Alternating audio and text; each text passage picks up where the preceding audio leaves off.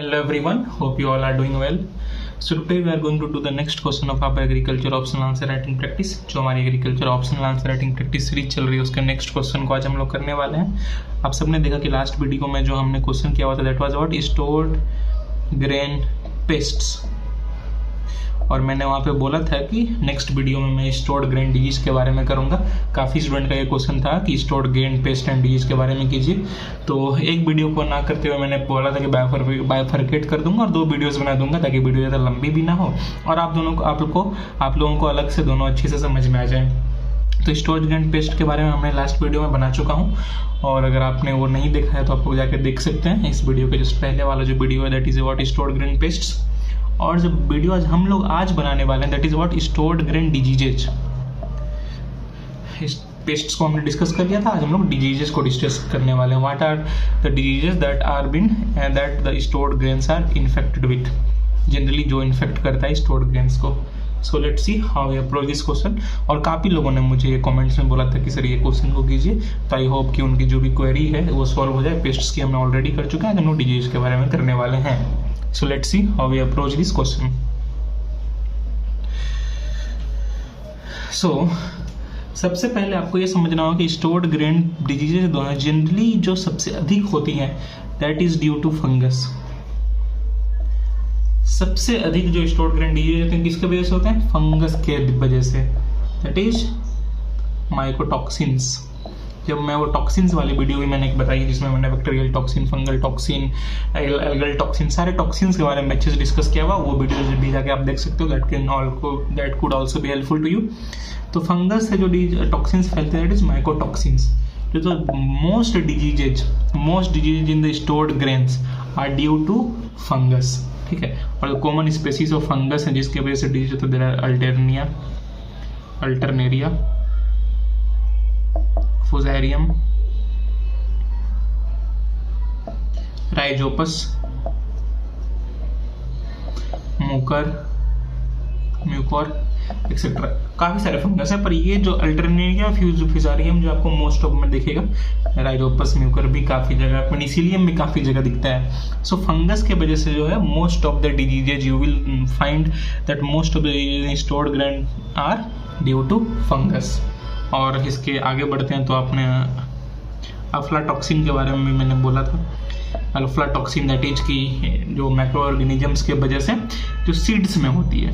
ठीक है, सीड्स में जो आपको डिजीज दिखती हैं वो अफ्लाटॉक्सिन्स कहलाती है. तो अफ्लाटॉक्सिन्स क्या, टॉक्सिन्स और सीड्स. देखिए अफ्लाटॉक्सिन्स किस में होती है? सीड्स वगैरह में होती है. क्यों? Because of microbial toxins. तो अब क्या हमारा ग्रेन्स क्या, it is a type of seeds only, तो सीड्स ही है. तो ये अफ्लाटॉक्सिन्स की भी काफ़ी इफेक्ट रहती है. एल्गल टॉक्सिन्स, इनकी भी काफ़ी इफेक्ट रहती है. और इस सब में सबसे बड़ा रोल किसका है? फंगस का. अल्फाटॉक्सिन में भी फंगस है काफ़ी, एल्गल टॉक्सिन में भी फंगस है काफ़ी. So fungus is the major causal organism of the stored grain diseases.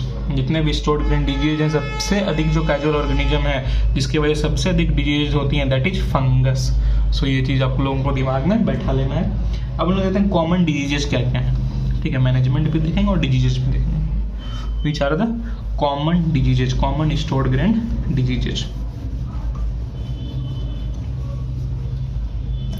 So the common stored grain disease हैं दैट दोज आर, सबसे पहले तो मैं बता देता हूँ आपको ईयर रॉट.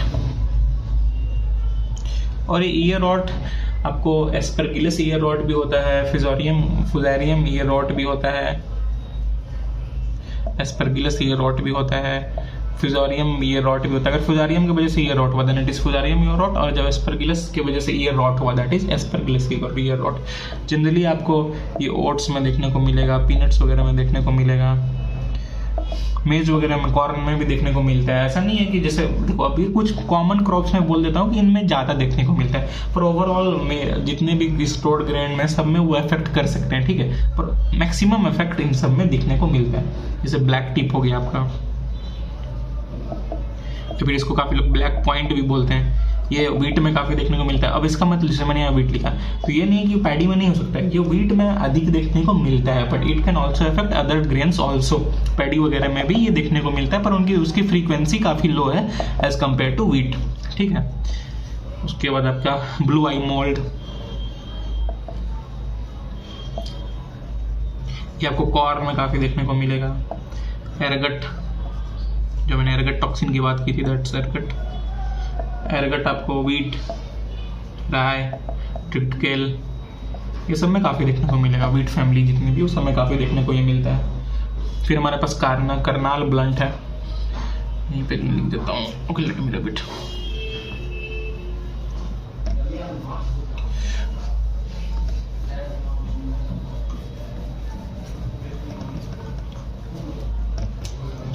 करनाल ब्लंट, ये भी आपको वीट फैमिली में काफ़ी देखने को मिलेगा। वीट, राय, ट्रिप्टिकेल जितने भी हैं। फिर वे अब स्कैब जिसको हम लोग क्या बोलते हैं, हेड ब्लाइट भी बोलते हैं। ये भी आपको बार्ले हो गया, वीट हो गया, सब में काफ़ी देखने को मिलता है। तो ओवरऑल ये सारी जो मेन जो है स्टोर्ड ग्रेन डिजीज हैं, ठीक है। तो आई होप यू अंडरस्टैंड। ये 5-6 डिजीज के बारे में मैंने बता दिया था कि अपने आंसर्स में सबको लिख पाओ, ठीक है। तो आई होप यू अंडरस्टैंड। और भी काफ़ी डिजीज हैं, पर ये 5-6 इंपॉर्टेंट हैं जिनको तो आप जरूर लिखना, ठीक। और ज़्यादा देखो, क्योंकि आपको 10-20 मार्क्स की आंसर्स रहेंगे, 200 to 300 वर्ड्स में ही करने हैं अराउंड, तो आप ज़्यादा तो लिखोगे नहीं। तो ये 5-6 इंपॉर्टेंट अगर आप याद रखो तो दैट इज़ इनफ। अब लोग बढ़ते हैं मैनेजमेंट के ऊपर। ये जो स्टोर्ड ग्रेन डिजीज है उनको मैनेज कैसे कर सकते हैं। तो मैनेजमेंट में सबसे पहला स्टेप है दैट इज प्रिवेंशन। और प्रिवेंट हम कैसे कर सकते हैं, clean,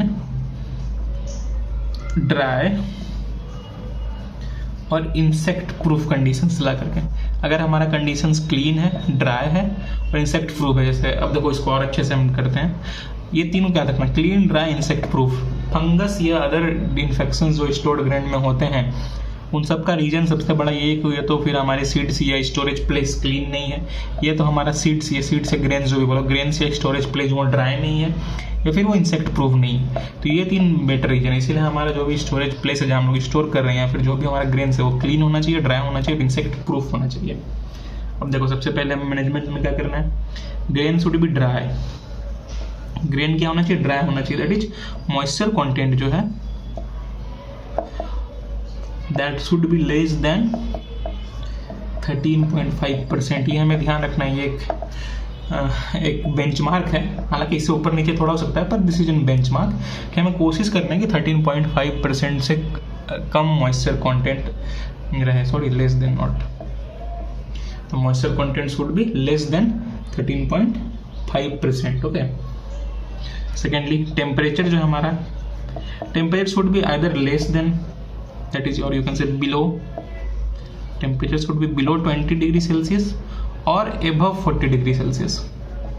Y I am saying that, क्योंकि जितने भी इन्फेक्शंस हैं, अगर स्पेशली जो फंगस की बात करें, फंगल इन्फेक्शंस है, वो 20 से 40 डिग्री सेल्सियस के बीच सबसे ज़्यादा थ्राइव करता है। The temperature between 20 to 40 degree Celsius best suits the fungus. So हमें कोशिश करना है कि टेम्परेचर या तो बिलो 20 हो या तो एबव 40 हो in our storage place.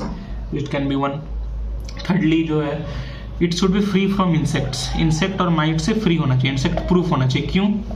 Because insect as a carrier for fungal spores, because insects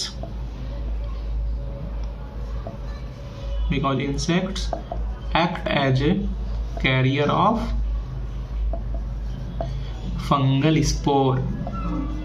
insects क्या करते हैं, फंगल स्पोर को स्प्रेड करते हैं, ठीक है। और जब ये स्प्रेड करते हैं तो क्या होता है, फंगस यहाँ से वहाँ से फैलता है। अगर मान के चले हमारा सीड्स काफ़ी क्लीन है, पर अगर इस पर इंसेक्ट प्रूफ नहीं है, तो जो भी इंसेक्ट इस क्लीन सीड्स के ऊपर या क्लीन ग्रेन्स के ऊपर जाएंगे तो हो सकता है फंगल की स्पोर वहाँ पे उनके बॉडी पे हो, वो वहाँ पे गिर जाएगी और वहाँ पे फंगस की होना शुरू हो जाएगी। सो हमें इंसेक्ट फ्री रखना is very important.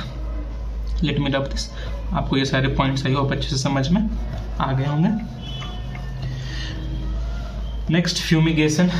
Fumigation is very good option. हमें फ्यूमिगेट करते रहना चाहिए हमारे स्टोरेज प्लेस को भी, और हम लोग अपने ग्रेन्स को भी फ्यूमिगेट करके ड्राई करके स्टोर कर सकते हैं। It is very helpful. और फिर nextly we can use fungicides. Fungicides का यूज कर सकते हैं हम लोग, सच एज मैनकोजेब, बिनोमाइल।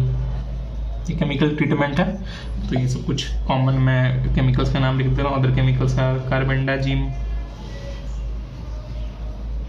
नेपन, वापन etcetera. So these are some examples of chemical, mancozeb, benomyl, carbendazim, नेपन, वापन। तो ये कुछ 4-5 फंगसाइड्स का नाम आपको याद रखना होंगे और उसको अपने आंसर्स में इनकॉर्पोरेट करना है। अब देखो अब क्या होगा, यूपीएससी कभी आपके साथ क्या करेगी, स्टेट सर्विसेज में भी वो इसको क्रॉप स्पेसिफिक करने की कोशिश करेंगे। मैं discuss about stored grain disease of corn and there management.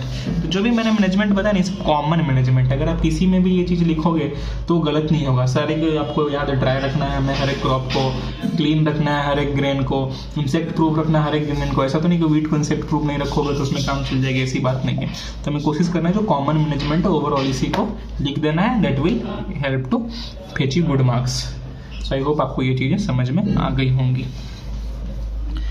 So I hope कि सारी कॉन्सेप्ट्स आपको आज के लेक्चर में समझ में आ गई होंगी। जो भी बच्चों का ये कन्फ्यूजन था वो भी दूर हो गया होगा। So that is all for today. Please do like, please do share, please do subscribe. काफ़ी मोटिवेशन मिलता है अगर आप लाइक से सब्सक्राइब करो तो। So that is all for today. Have a nice day. Thank you.